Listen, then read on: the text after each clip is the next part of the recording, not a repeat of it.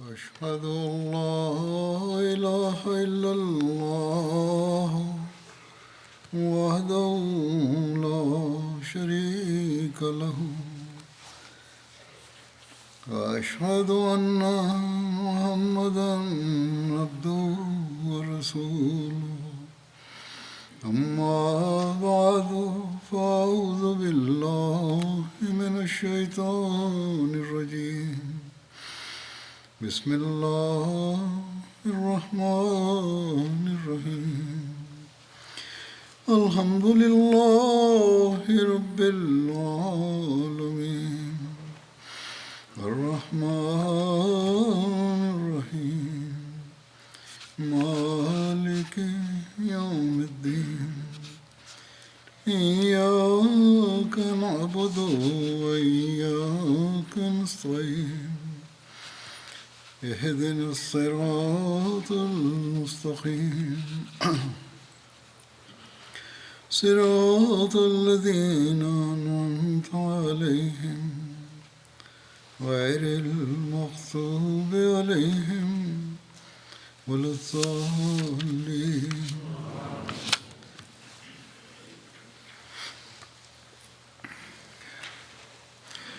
आजकल खुतबात में ग़ज़वा उहद का जिक्र हो रहा है. Ces jours-ci, j'évoque la bataille d'Uhud dans mes sermons. Comme je l'ai mentionné, les musulmans ont infligé d'importantes pertes à leurs adversaires, les mécréants, au cours de cette bataille, les obligeant à battre en retraite. Cependant, malgré les ordres très stricts du saint prophète Mohammed paix soit sur lui, la majorité des défenseurs du col ont abandonné leur position.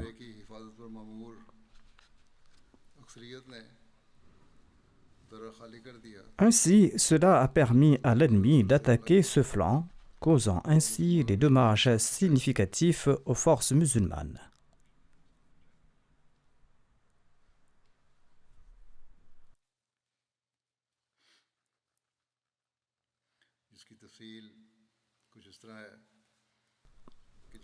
Voici les détails à ce propos. Au fur et à mesure que les portes-étendards des polythéistes étaient abattus un par un et qu'aucun ennemi n'osait lever ou s'approcher du drapeau, les polythéistes ont commencé à se retirer en hâte et ils ont tourné le dos et ils ont pris la fuite. Même les femmes qui, peu de temps auparavant, chantaient joyeusement avec enthousiasme en jouant du tambourin, ont soudainement abandonné leur poste. Témoins de la fuite de l'ennemi, les musulmans ont rapidement engagé la poursuite pour récupérer leurs armes et s'emparer du butin. Simultanément, le groupe d'archers musulmans que le saint prophète Mohammed paix soit sur lui avait positionné sur la colline, avec l'ordre strict de ne pas se déplacer de leur poste sous aucun prétexte, eh bien, ce groupe a contrevenu à cette directive pour récupérer le butin. C'est là une opinion à propos de leurs intentions. Abdullah bin Jubair, l'émir de cette troupe nommée par le saint prophète Mohammed paix soit sur lui, leur avait expressément interdit de quitter leur position sous aucun prétexte, conformément à l'ordre reçu, mais ils ont désobéi à leur chef en disant « Les polythéistes ayant été vaincus, qu'allons-nous faire ici ?» En conséquence, ces individus sont descendus de la montagne et se sont mis à collecter le butin. Bien que la plupart avaient abandonné leur poste, leur chef Abdullah bin Jubair ainsi que quelques compagnons sont demeurés à leur place et leur effectif ne dépassait pas une dizaine. Le chef Abdullah bin Jubair disait à ceux qui quittaient le col qu'il ne désobéira pas à l'ordre du messager d'Allah sallallahu alayhi wa sallam. La plupart des historiens et biographes assument que les compagnons ont abandonné leur poste sur le col car motivés par le désir de récupérer le butin. Ils insistaient en disant que si tout le monde récupérait le butin, il n'y avait aucune raison pour eux de rester en arrière. Abdullah bin Jubair, leur émir, les retenait en rappelant que le saint prophète Mohammed paix soit sur lui leur avait enjoint de ne pas bouger d'ici, et ce, quelles que soient les circonstances. Abdullah bin Jubair plaidait en faveur du respect de cette directive, mais la plupart de ces individus n'ont pas obéi aux ordres de leur émir et ils sont descendus du col pour collecter le butin. Voilà ce qu'affirme la majorité des historiens. Et les livres de hadith et de tafsir affirment que ses compagnons ont quitté le col en raison de leur hâte pour collecter le butin. Et il se réfère au verset 153 de la sourate Al-Imran qui stipule « Minkum ma yuridu dunya wa minkum ma yuridu al-akhira » Il y a parmi vous ceux qui désirent ce monde et il y a parmi vous ceux qui désirent l'au-delà. Dans leur exégèse, la plupart des commentateurs disent également que ses compagnons souhaitaient rapidement récupérer le butin.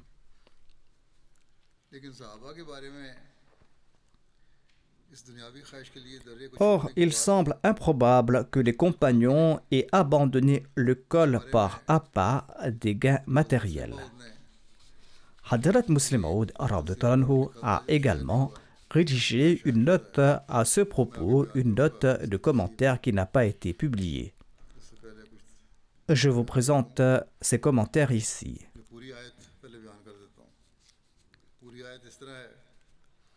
Je cite de prime abord ce verset dans son intégralité. Dans ce verset, il est dit « وَلَقَدْ صَدَقَكُمُ اللَّهُ وَعْدَهُ إِذْ تَحُسُّونَهُمْ بِإِذْنِهِ حَتَّى إِذَا فَشِلْتُمْ وَتَنَازَعْتُمْ فِي الْأَمْرِ وَعَصَيْتُمْ مِنْ بَعْدِ مَا أَرَاكُمْ مَا تُحِبُّونَ منكم من يريد الدنيا ومنكم من يريد الآخرة ثم صرفكم عنهم ليبتليكم ولقد عفا عنكم والله ذو الفضل على المؤمنين. Et assurément, Allah avait tenu sa promesse qu'il a faite lorsque vous étiez en train de les exterminer avec son autorisation, jusqu'au moment où vous avez vacillé à propos de l'obéissance aux directives du saint prophète Mohammed paix sur lui, et vous avez commencé à vous disputer entre vous concernant le but réel visé par cet ordre, et vous avez désobéi après qu'il vous ait octroyé ce que désiraient vos cœurs sous la forme de la victoire. Il a retiré son soutien. Certains d'entre vous désiraient la vie d'ici-bas, tandis que d'autres désiraient la vie à venir. Alors Allah vous a détourné d'eux afin de vous éprouver, et il vous a sûrement pardonné, et Allah est Seigneur de la grâce pour les croyants. Ceci est le verset d'où certains déduisent qu'il y a eu une dispute à propos du butin, ou que ce verset fait référence spécifiquement à cette bataille. Il serait déplacé et contraire à leur dignité d'affirmer, voire même de penser que les compagnons étaient motivés par l'appât du butin. Ces individus avaient confié leurs femmes, leurs enfants et même leur vie entre les mains de leur Seigneur bien-aimé et de son messager sallallahu alayhi wa sallam. Et avant cela, ils avaient également remis leurs richesses et leurs ressources de la même manière. Dans l'élan passionné du martyr, tel que décrit dans les événements, ces individus aspiraient à sortir et à combattre. Ces batailles n'étaient pas motivées par l'appât du butin. C'est une accusation mensongère à l'encontre des musulmans. Il est possible que certains compagnons aient envisagé le butin comme un résultat potentiel en cas de victoire. En tout cas, il est certain que les compagnons n'avaient pas pour objectif le butin.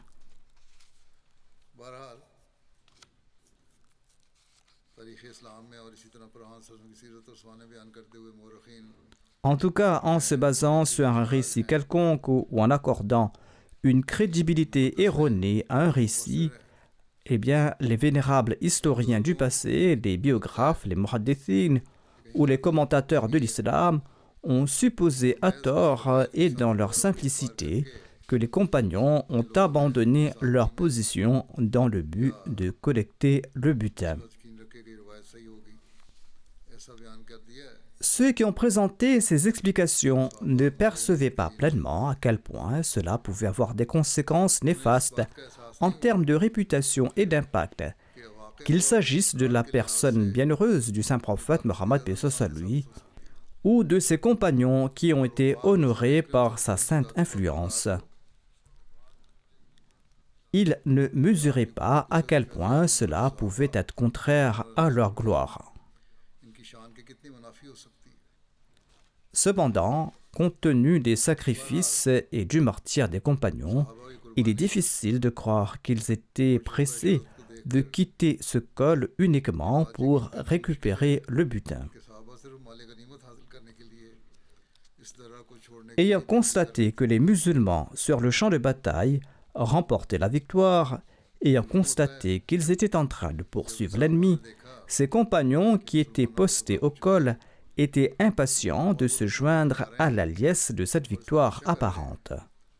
तो दर्रे पर मौजूद साहबा Et dans les derniers instants de cette bataille qui se concluait par la victoire des musulmans, ils étaient animés du désir de partager cette victoire. शामिल होने की तड़प से बेचैन हो रहे थे कि हम भी Il est possible qu'ils aient pensé que nos frères participent directement au djihad, tandis que nous sommes ici à ne rien faire sur le col. Par conséquent, le désir de se joindre au djihad s'est intensifié lorsque la victoire a été remportée et ils ont envisagé de rejoindre effectivement au djihad à la fin de la journée d'aujourd'hui. अमीर हज़रत अब्दुल्ला बिन Zubair Ils se sont dit, célébrons au moins cette victoire. Cependant, leur émir, Abdullah bin Jubair, qui s'est avéré être l'homme le plus perspicace, eh bien, il est demeuré focalisé sur cette directive du saint prophète Mohammed paix soit sur lui, notamment ne pas abandonner ce poste, quelle que soit la situation. Telle était sa décision, et sa décision était juste. Peu importe les circonstances, nous ne devons pas bouger d'ici, disait-il. गैर मतबूआ नोट्स में Les notes non publiées du Muslim Maud présentent des explications sur ce verset. कि मिनकुम मन युरीदु दुनिया इस जगह दुनिया से मुराद माल गनीमत Il explique que Minkum man yuridu dunya ne fait pas référence ici au butin.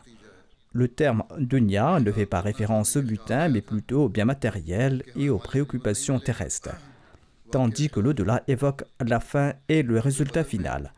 Penser qu'il craignait ne pas obtenir le butin va à l'encontre de la réalité, car lors de la bataille de Badr, même ceux qui n'avaient pas pu participer au combat en raison de contraintes avaient reçu une part du butin. Cette conclusion est tout à fait erronée.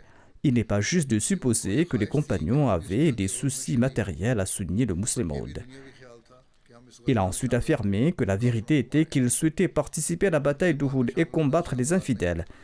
C'était là une pensée mondaine, को ये ख्याल mais il n'était pas motivé par le désir d'amasser de butin. भी एक दुनियावी Il ne souhaitait pas être en reste par rapport à ceux qui ont participé à la bataille. Cependant, même cette pensée est qualifiée d'idée mondaine, car cette pensée repose sur la notion selon laquelle la seule question qui importe est le combat. Désobéir à l'ordre du saint prophète Mohammed paix soit sur lui devient donc une préoccupation mondaine. Vous auriez dû obéir à l'ordre du saint prophète Mohammed paix soit sur lui et c'est tout.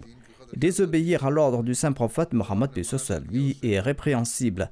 Même s'il s'agissait de la défense de la religion, il vous a interdit de bouger et il vous a placé un poste spécifique ailleurs. Obéir à cet ordre est le dîn et la foi. Se battre n'est pas le dîn ici. Ensuite, le verset stipule Wa minkum man yuridul akhira. Votre officier et ses compagnons souhaitaient l'akhira. Ils avaient en tête l'issue et le résultat final. Ils comprenaient que le résultat ne sera pas favorable et ils envisageaient les conséquences de la désobéissance. Ses compagnons étaient également d'accord avec lui. L'avis de l'officier et de ses compagnons ainsi que celui de ceux qui partageaient son point de vue aboutissait à la conclusion finale selon laquelle il estimait que l'obéissance au commandement du saint prophète Mohammed paix soit lui était plus important que de se joindre à la bataille. L'explication est donc claire, mais vos yeux étaient fixés sur l'apparence extérieure. Le Muslim Maud affirme que cette explication sied à la gloire des compagnons, comme démontré par leurs actes et par leurs sacrifices. Note का जिक्र करते हुए Feu le quatrième calife de la communauté a évoqué cette note du Muslim Maud et il a expliqué ce qui suit. Ceux qui disputaient souhaitaient le monde, tandis qu'Abdullah bin Jubair, le chef de ce détachement, souhaitait l'au-delà. Hazrat Muslim Maud, dit le quatrième calife, a soulevé un point intéressant dans ses notes.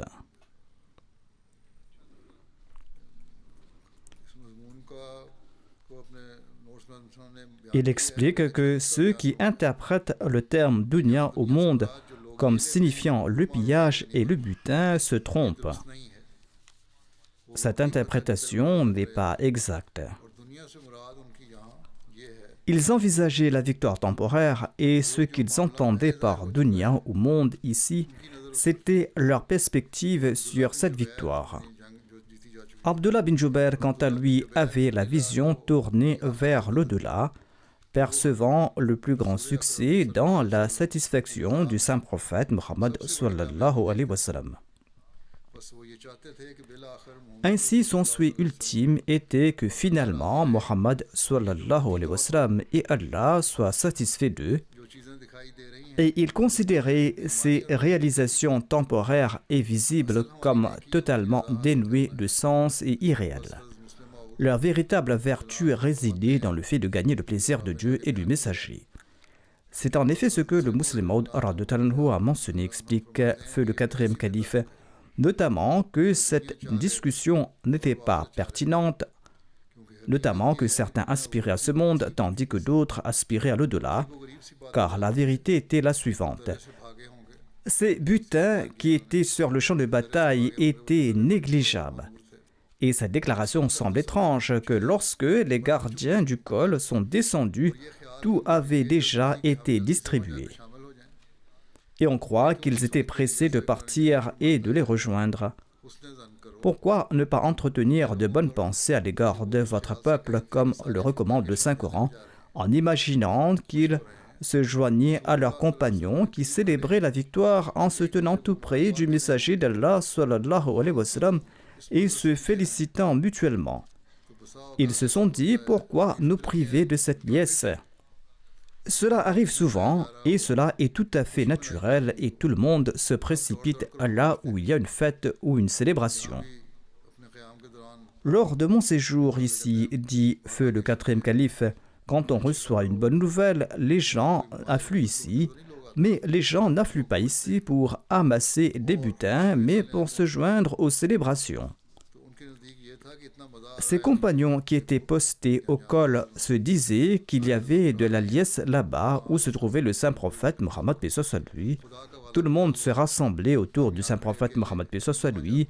La promesse de Dieu s'est accomplie, se sont-ils dit, et nous sommes seuls ici, nous devons également prendre part à ces célébrations.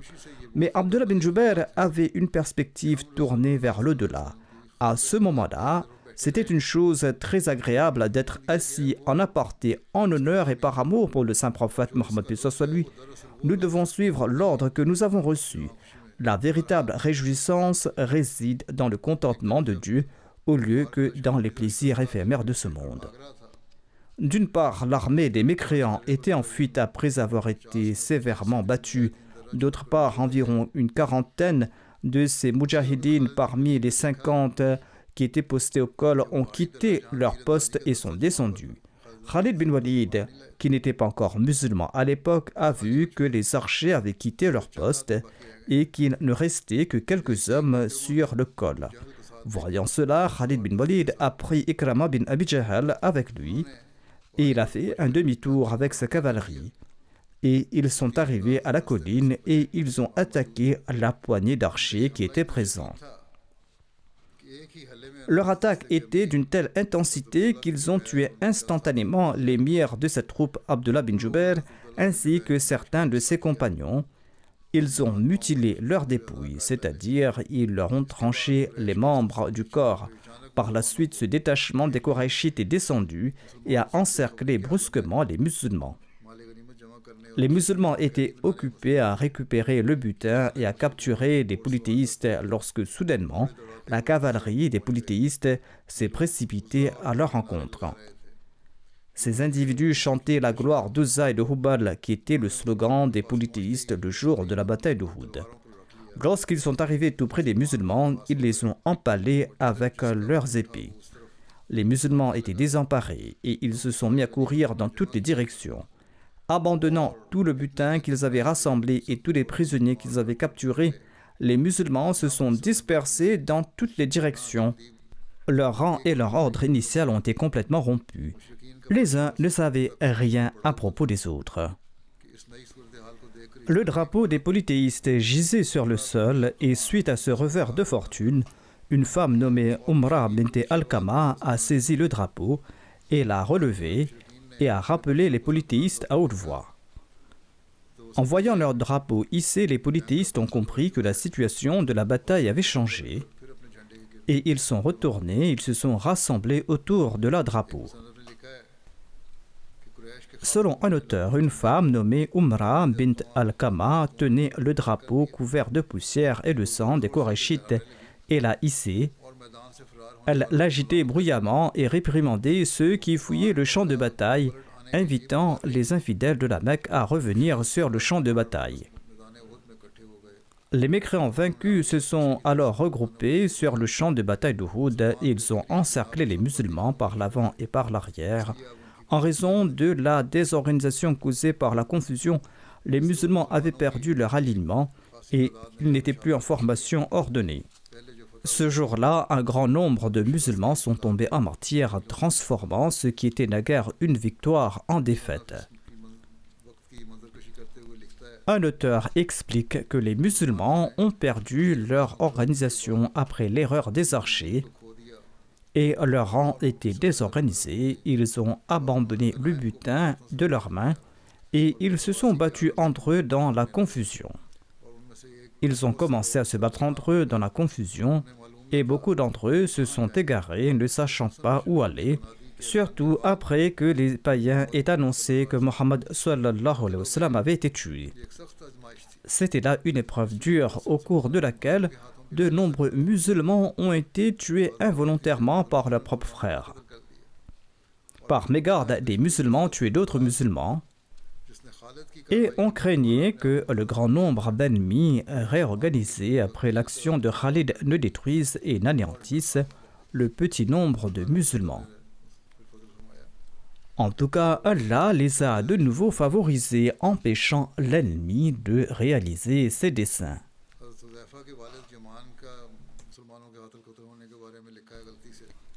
Les récits rapportent que Yaman, le père de Huzaifa, a été tué par erreur par des musulmans, illustrant ainsi un exemple de la confusion régnant chez les compagnons. Ibn Ishaq relate ceci. Thabit bin Warsh et Husayl bin Jabir, également connus sous le nom de Yaman et père de Huzaifa bin Yaman, étaient tous deux âgés. Au moment du départ du messager d'Allah sallallahu alayhi wa sallam pour Uhud, ils se trouvaient tous deux dans le fort où les femmes et les enfants musulmans s'étaient réfugiés pour leur sécurité. L'un d'entre eux a dit à l'autre, « Qu'attendons-nous » Les deux vieillards étaient assis enfermés dans la forteresse. Ils ont commencé à discuter entre eux et ils se sont dit, « Qu'attendons-nous » Il ne nous reste pas beaucoup de temps à vivre, nous sommes vieux. Si nous n'allons pas mourir aujourd'hui, demain nous serons peut-être morts. Pourquoi ne pas prendre nos épées et nous rendre auprès du messager d'Allah sallallahu alayhi wa sallam dans l'espoir qu'Allah nous honore du martyr.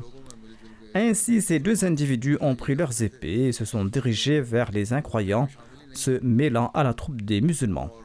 Les musulmans, quant à eux, savaient que ces deux personnes âgées n'étaient pas engagées dans la bataille et étaient présentes à Médine.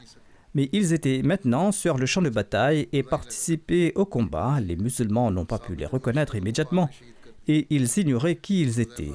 Thabit bin Warsh a été tué par les mécréants et le père de Huzaifa a été tué par mégarde par les musulmans.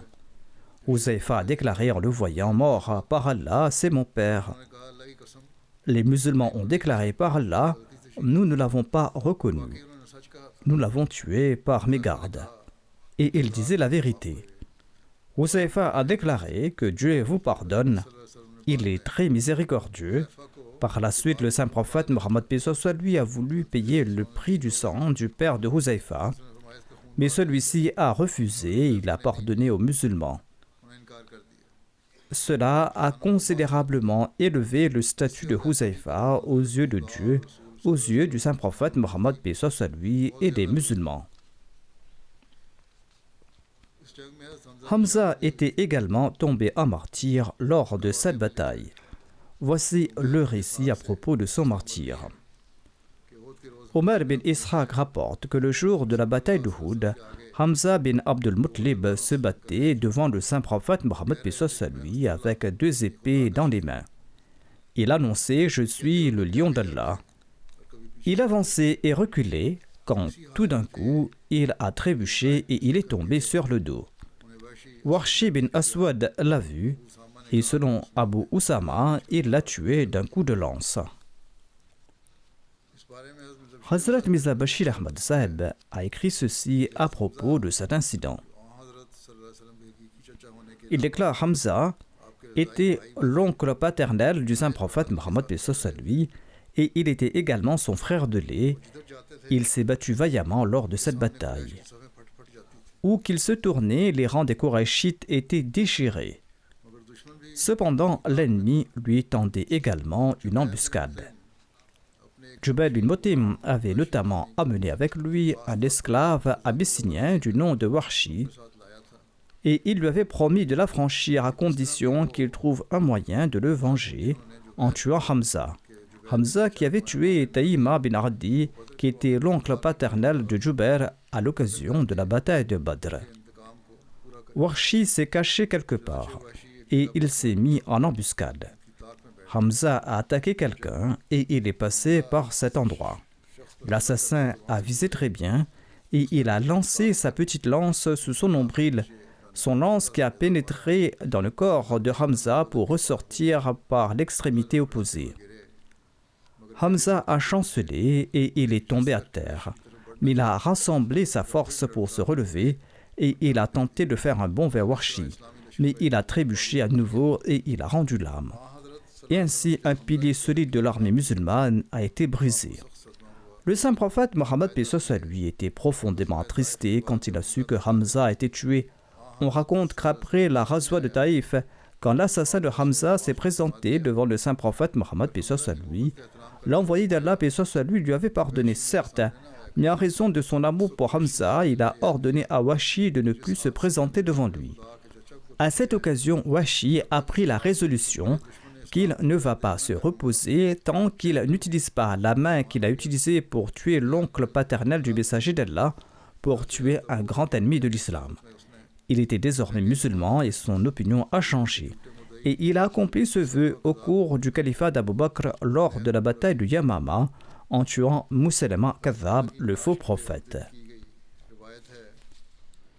La dépouille de Hamza a été profanée. Selon les récits, Hind, la femme d'Abu Sufyan, avait accompagné l'armée lors de la bataille d'Uhud.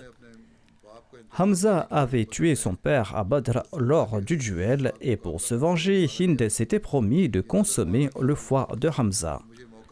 Quand ce dernier est tombé sur le champ de bataille, les polythéistes ont commencé à mutiler les dépouilles des martyrs musulmans en leur tranchant le nez et les oreilles et les autres membres du corps. On a apporté à Hind un morceau du foie de Hamza. Elle l'a mâché, mais ne pouvant l'avaler, elle l'a craché. Quand le saint prophète Mohammed paix soit sur lui a entendu à propos de cet incident, il a déclaré « Allah a interdit au feu de l'enfer de goûter la chair de Hamza ». Le saint prophète Mohammed paix soit sur lui s'était approché de la dépouille de Hamza et il a exprimé sa profonde tristesse. Dieu a informé le saint prophète Mohammed paix soit sur lui à propos de l'imminent statut du martyr. La biographie d'Ibn Hisham relate que le saint prophète Mohammed paix soit sur lui s'est adressé à la dépouille de Hamza en ces termes, en constatant qu'on avait enlevé son foie pour le consommer. Il a déclaré « Ô Hamza, face à ton malheur, jamais je ne souffrirai tant. Je n'ai jamais vu de scène plus douloureuse. Ensuite, il a ajouté: l'ange Gabriel est venu et m'a informé que Hamza bin Abdul Muttalib a été reconnu dans les 7 cieux comme le lion d'Allah et de son prophète. Le deuxième calife de la communauté Ahmadiyya déclare que l'un des ennemis les plus acharnés de l'envoyé d'Allah, paix soit lui, était Hind. Hind qui lui était farouchement opposé et qui, lors de la bataille d'Uhud, était connu pour inciter les gens en récitant de la poésie et en disant « Allez combattre l'armée islamique ».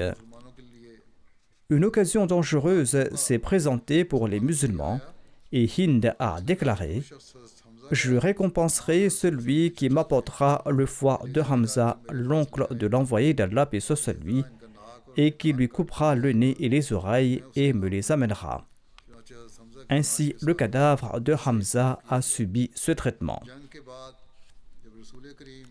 Après la bataille, quand le saint prophète Mohammed paix soit lui a appris que la dépouille de son oncle avait été profanée de cette manière, il en était tout naturellement peiné. Et il a déclaré qu'il traitera de la même manière les ennemis qui avaient commencé ce genre de traitement cruel. Par la suite, il a reçu une révélation de la part d'Allah, révélation selon laquelle, malgré leur comportement cruel, il ne doit pas entreprendre pareille action et il doit faire preuve de pardon et de miséricorde. Ainsi, la mutilation des dépouilles est interdite en islam. On trouve également mention dans les récits de la patience et de l'obéissance démontrées par la sœur de Hamza. Zubair a rapporté qu'à la fin de la journée de la bataille d'Uhud, une femme s'avançait rapidement vers le champ de bataille et elle était sur le point de voir les dépouilles des martyrs. Le saint prophète Mohammed paix soit lui ne souhaitait pas qu'aucune femme ne voie les dépouilles des martyrs, parce que ces dépouilles étaient mutilées. Il a donc ordonné « Arrêtez cette femme, arrêtez cette femme ». Zubair déclare: lorsque j'ai regardé attentivement, j'ai constaté qu'il s'agissait de ma mère Safiya. J'ai couru dans sa direction et j'ai pu l'intercepter avant qu'elle n'arrive jusqu'aux dépouilles des martyrs. En me voyant, elle m'a frappé à la poitrine et m'a repoussé. C'était une femme forte et elle m'a dit « ôte-toi de mon chemin, je ne veux point t'écouter ». J'ai répondu « Le saint prophète, paix soit lui, m'a ordonné de vous arrêter. Ne regardez pas ces corps ». En entendant cela, elle s'est arrêtée net et elle a fait sortir 2 morceaux de tissu qu'elle m'a remis en disant « Voici 2 tissus que j'ai apportés pour mon frère Hamza, car on m'a informé qu'il est tombé en martyr. » Elle n'avait pas écouté son fils et l'avait repoussé, mais dès que son fils a évoqué la personne du saint prophète Mohammed paix soit lui, elle s'est arrêtée immédiatement par obéissance. Malgré sa peine immense, elle s'est maîtrisée et elle s'est arrêtée aussitôt qu'elle a entendu que l'ordre provenait du saint prophète Mohammed sallallahu alayhi wa sallam. Elle a déclaré « J'ai su que mon frère Hamza est tombé à martyr et que les mécréants ont mutilé son corps. Dites au prophète sallallahu alayhi wa sallam que je souhaite uniquement le voir et je promets que je ne vais pas me lamenter et que je serai patiente. » Zubair en a informé le saint prophète Mohammed paix soit lui qu'il a autorisé à se rendre auprès de la dépouille de Hamza. Safiya est partie s'asseoir tout près du corps de son frère. En voyant les corps des martyrs qui étaient comme des lions courageux, des larmes ont commencé à couler de ses yeux, mais elle n'a pas prononcé un seul mot. Selon un récit, le saint prophète paix soit lui s'est mis à ses côtés et des larmes coulaient de ses yeux également. Cette sœur courageuse et très patiente a exprimé son amour à travers ses larmes. Ensuite, elle s'est levée. Ensuite, elle a dit à son fils « J'ai apporté 2 draps pour mon frère, comme je l'ai mentionné plus tôt. J'ai reçu la nouvelle de son martyr, c'est pourquoi je suis venu. Enterre-le dans ces tissus. » Le rapporteur ajoute « Quand nous allions recouvrir le corps de Hamza de ces 2 draps, nous avons constaté qu'à son côté se trouvait un Ansar tombé en martyr. Il avait subi le même sort que Hamza. Nous étions embarrassés à l'idée de recouvrir le corps de Hamza avec 2 draps et pas celui de cet Ansari. C'est pour cette raison que nous avons décidé d'utiliser un pour Hamza et l'autre pour l'Ansari. Lorsque nous avons évalué la taille des 2 martyrs, nous avons remarqué que l'un des 2 était plus grand que l'autre. Et nous avons donc procédé à un tirage au sort pour attribuer un drap à chaque corps. Le premier calife de la communauté Ahmadiyya déclare à ce propos: voyant l'armée mécréante en désarroi, Hamza a pénétré leur rang. Les musulmans étaient pratiquement victorieux lorsque les camarades d'Abdullah bin Jubair ont négligé les ordres du saint prophète Mohammed lui. Ils ont quitté les lignes de front dans l'espoir d'obtenir du butin. Voyant le front abandonné, l'ennemi a rassemblé ses troupes et a attaqué l'armée musulmane par derrière. La bataille était féroce. L'émir Hamza et Abdullah bin Jubair sont tombés en martyrs. Ali, Omar et Abu Bakr étaient également blessés. Hind bint Utba, l'épouse d'Abu Sufyan, a fait sortir le foie de l'émir Hamza et l'a mâché. Et elle a fait couper les oreilles et les nez des musulmans tués pour en faire un collier qu'elle portait autour du cou. Les musulmans étaient furieux de voir les corps de leurs martyrs profanés de la sorte, à tel point que le saint prophète, paix soit sur lui, était très ému et était très bouleversé. Et il a ordonné qu'à chaque fois qu'il serait victorieux, les musulmans doivent traiter les corps des mécréants de la même manière. En voyant son oncle bien-aimé dans cet état, il a déclaré: « Je vais mutiler 70 koufars en échange de toi. » Cependant, la miséricorde naturelle et la tendresse inhérente l'ont emporté sur la colère humaine qui était temporaire. Et par la suite, ce verset a été révélé, verset dans lequel il est dit: وَإِنْ أَعْقَبْتُمْ فَأَعْقِبُوا بِمِثْلِ مَا أُوقِبْتُمْ بِهِ وَلَئِنْ صَبَرْتُمْ لَهُوَ خَيْرٌ لِلصَّابِرِينَ. Ô combien difficile est-il de faire preuve de patience en pareille circonstance. Allah est saint. Il est vrai que le saint prophète, paix soit sur lui, a été envoyé comme miséricorde pour tous les peuples. Le premier calife déclare: à partir de ce jour, la pratique déplorable de la destruction et de la mutilation des morts qui était pratiquée chez toutes les autres nations a été considérée par les musulmans comme interdite. Et cette distinction est spécifique à l'islam. Les musulmans ont connu une grande tragédie lors de cette bataille, et ce malheur était dû à l'erreur de la bataillon d'Abdullah bin Jubair. Cependant, il en a résulté un grand bénéfice. L'hostilité et l'opposition des hypocrites et des juifs étaient évidentes, les distinguant ainsi des musulmans sincères. Hadrat Muslim Maud déclare: l'un des plus féroces ennemis du saint prophète Mohammed paix soit sur lui était Hinda. On l'appelle Hinda en ourdou, mais son nom véritable est Hind. En tout cas, elle était une ennemie si acharnée qu'à l'occasion de la bataille d'Uhud, elle récitait des poèmes pour inciter les gens à attaquer l'armée musulmane. Quand l'armée musulmane était dans un état de vulnérabilité, elle a déclaré que quiconque lui apportera le foie de Hamza, l'oncle du saint prophète Mohammed paix soit sur lui, et lui couperait également les oreilles et le nez, eh bien cette personne-là va recevoir une récompense de sa part. Ainsi, le corps de Hamza a subi ces atrocités. Après la bataille, quand le saint prophète Mohammed paix soit sur lui apprit que son oncle avait été profané de cette manière, il a ressenti tout naturellement une grande peine. Et il a déclaré que, étant donné que l'ennemi a infligé pareil traitement cruel à l'égard des nôtres, je le traiterai moi aussi de la même manière. C'est alors qu'Allah a révélé un verset à ce propos, en disant qu'en dépit de ce traitement cruel, il ne doit pas répondre à cette cruauté de manière similaire, mais doit faire preuve de clémence et de pardon. Je présenterai plus de détails sur cette bataille à l'avenir, Inch'Allah.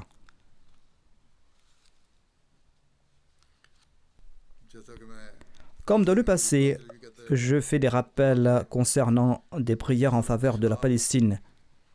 Puisse Allah permettre au monde d'agir réellement contre l'injustice.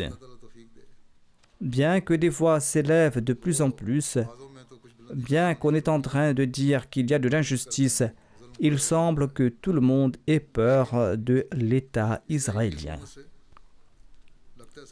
Soit le monde occidental est intrinsèquement hostile à l'égard des musulmans, nourrissant une aversion envers eux, aversion qui entrave le désir de mettre fin aux injustices dont la Palestine est victime, soit le monde occidental ne déploie pas les efforts nécessaires pour mettre terme à cette injustice.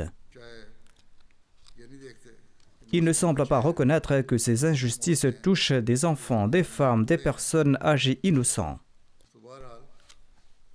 En tout cas, bien que nous ne puissions pas leur accorder une confiance absolue, il est impératif de persévérer dans nos efforts pour les sensibiliser. Nous devons persister dans nos prières. Puisse Allah, le Tout-Puissant, renforcer la voix du monde musulman pour qu'il puisse s'élever et mettre fin à ces injustices.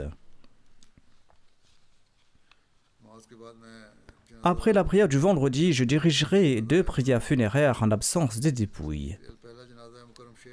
Le premier défunt est le respecté Cheikh Ahmad Hussein Abu Sardana, qui était originaire de Gaza. Mohammad Sharif Odeh Saheb a écrit que notre aîné Ahmadi, le Cheikh Ahmad Hussein Abu Sardana, est tombé à martyr ces derniers jours à la suite des bombardements israéliens à Gaza. Inna lillahi wa inna ilayhi raji'un. Le défunt est le premier Ahmadi qui est tombé à martyr dans la guerre qui se déroule actuellement à Gaza. Le Cheikh Ahmad Abu Sardana avait environ 94 ans. Il faisait partie des érudits diplômés de l'université Al-Azhar. En 1970, il s'était rendu à Haïfa avec quelques-uns de ses amis. En ce jour de l'Aïd, Dieu a voulu que le défunt et ses amis se rendent à Kababir. Lors du sermon de l'Aïd, feu le missionnaire Maulana Bashiruddin Ubaidullah a abordé le sujet de l'avènement de l'imam al-Mahdi et ceci a suscité l'intérêt du feu Cheikh Abu Sardana. Il a dit à l'Ahmadi assis à côté de lui, Falahuddin Odeh, son désir de rencontrer le Maulana Bashiruddin Ubaidullah Saheb et d'avoir une discussion détaillée avec lui. Au cours de cette conversation, il a dit à Maulana Saheb: mon défunt père m'avait dit que si au cours de ma vie je recevais des nouvelles concernant l'avènement de l'imam al-Mahdi, je devais certainement lui prêter allégeance. C'est ainsi que le respecté Cheikh Ahmad Abu Sardana a prêté le serment d'allégeance. En voyant cela, ses amis ont également prêté le serment d'allégeance. Le défunt était un érudit apprécié de tous dans sa région. Il n'avait pas d'enfants, bien qu'il y ait quelques Ahmadis sincères au sein de sa famille. Après avoir prêté le serment d'allégeance, le défunt se rendait à Kababir chaque fois qu'il pouvait le faire et il était en contact avec les Ahmadis de Kababir. Il avait un grand amour pour le califat, il a exprimé à plusieurs reprises le fait qu'il était un véritable Ahmadi. Il avait un attachement extraordinaire pour le Saint-Coran, il avait l'habitude de lire l'intégralité du Saint-Coran en une semaine.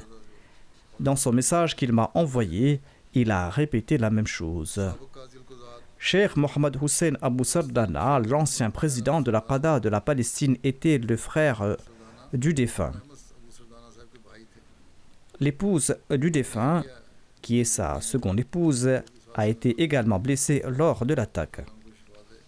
Qu'Allah lui accorde la guérison. Le docteur Aziz Hafiz, qui réside ici au Royaume-Uni, a eu l'occasion de se rendre sur place à plusieurs reprises dans le cadre des travaux de Humanity First, et il a pu rencontrer Abu Sardana Saheb. Le docteur Hafiz relate: lors de notre rencontre, le défunt a tenté de se lever par respect pour moi. Je lui ai demandé de rester assis et il était très ému et tout en me touchant doucement avec sa canne, il m'a dit ceci: vous êtes un représentant du calife du Messie. Si vous vous tenez devant moi, comment pourrais-je demeurer assis? Ainsi donc, il avait un très grand respect à l'égard du califat et lui vouait un grand honneur. Ensuite, il m'a serré la main et il m'a dit ceci: le pays d'où vous êtes originaire est celui du Messie promis. Son amour pour le Messie premier d'Islam et pour le califat était si profond qu'en le voyant, j'étais moi-même en larmes, a dit le docteur Aziz. Il m'a ensuite envoyé un message par l'intermédiaire du téléphone du docteur Aziz. Il souhaitait enregistrer un message et me l'envoyer. Je vais citer ici une partie de ce message que m'a envoyé le défunt. Dans son message, il m'a dit ceci. Je témoigne qu'il n'y a personne digne d'adoration hormis Allah et je témoigne que Mohammed sallallahu alayhi wa sallam est son messager. Que la paix soit sur vous au 5e calife du Messie promis. Je lis intégralement le Saint-Coran une fois par semaine. Et lors de chaque prière d'Al-Fajr, je prie pour vous. Ô mon bien-aimé calife, aidez-moi et sauvez-moi. Je traverse actuellement une période spirituellement difficile. Il ajoute, de quoi le monde a-t-il besoin si ce n'est de la vérité? J'adhère à toutes vos instructions, a-t-il déclaré. Le monde n'a rien de besoin hormis de la vérité. Le djihad pour la cause d'Allah est très difficile ici, mais je m'y engage. Il a déclaré « J'ai participé à la guerre de 1948 à l'âge de 38 ans et j'ai servi en tant que commandant dans 3 guerres frontalières et je me suis retrouvé sans abri dans le désert du Sinaï. Mon père était un soufi réputé et mon frère Mohammed était un juge en chef ici à Gaza. Certains membres de ma famille me causent des difficultés.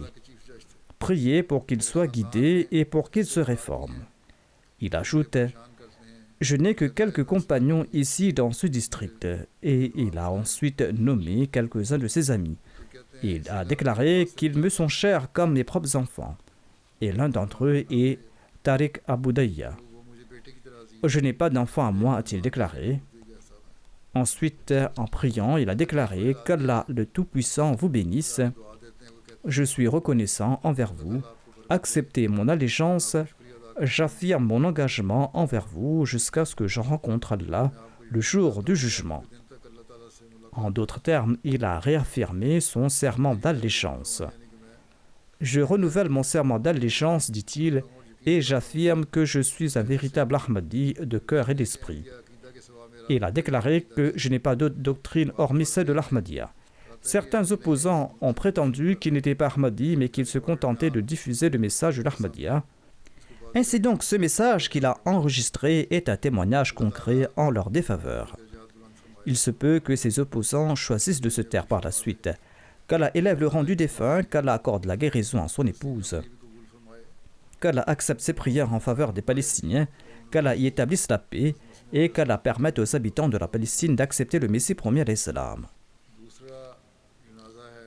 La deuxième prière funéraire sera celle de M. Uthman Ahmad Gakoria du Kenya. Il est décédé récemment. Inna lillahi wa inna ilayhi raji'un. Il a rendu de longs services à la communauté sur plusieurs décennies. Le défunt était né en 1932.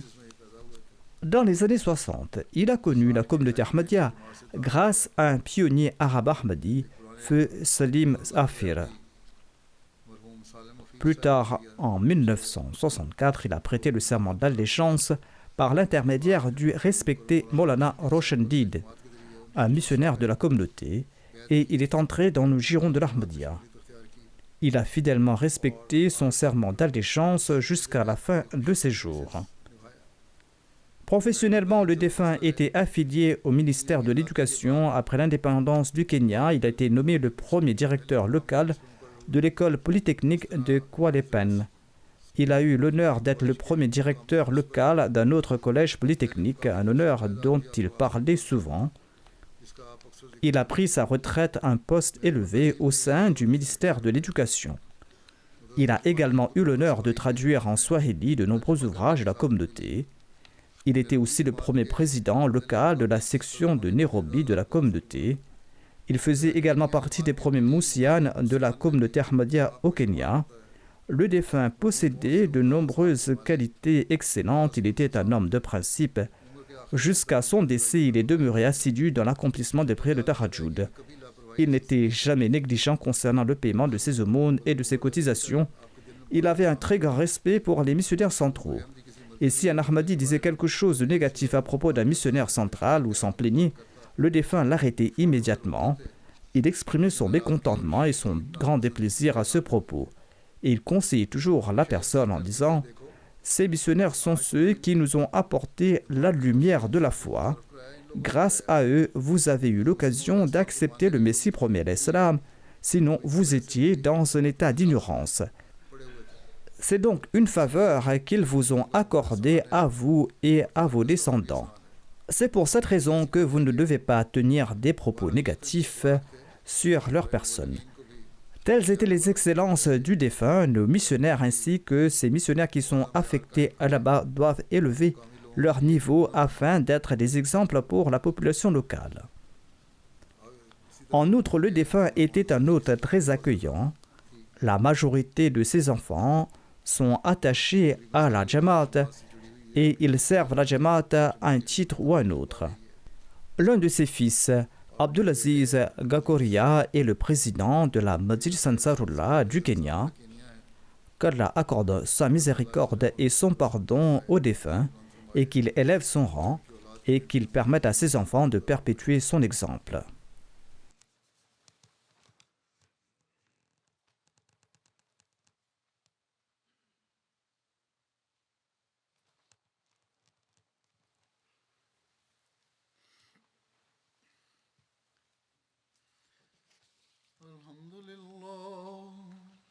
الحمد لله نحمده ونستعينه ونستغفره ونؤمن به ونتوكل عليه ونعوذ بالله من شرور أنفسنا ومن سيئات أعمالنا من يهده الله فلا مضل له ومن يضلل فلا هادي له ونشهد أن لا إله إلا الله ونشهد أن محمدا عبده ورسوله عباد الله رحمكم الله إن الله يأمر بالعدل والإحسان وإيتاء ذي القربى وينهى عن الفحشاء والمنكر والبغي يعظكم لعلكم تذكرون اذكروا الله يذكركم وادعوه يستجب لكم ولذكر الله